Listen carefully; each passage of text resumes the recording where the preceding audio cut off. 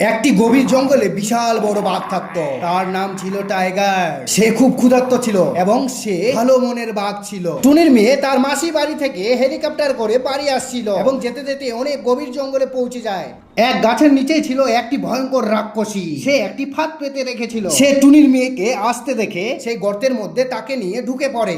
এদিকে টুনি তার মেয়ের অপেক্ষা করতে করতে অনেক রাত হয়ে পড়েছিল, তাই সে খুঁজতে বের হয়ে গেছিল। সেখানে এসে সে কান্না করতে শুরু করে, মা মা তুমি কোথায় মা মা।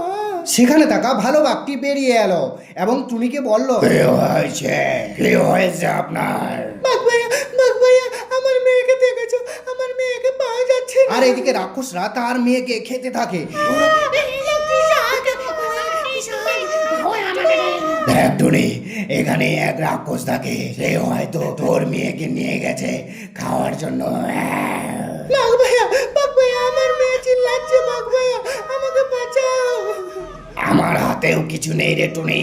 হ্যাঁ, কিন্তু তবে একজনে তোদেরকে বাঁচাতে পারে। যারা যারা এই ভিডিওটা দেখছে তারা যদি তোকে একটা করে লাইক, একটা করে সাবস্ক্রাইব করে, তাহলে তোর মেয়ে বেঁচে যাবে। প্লিজ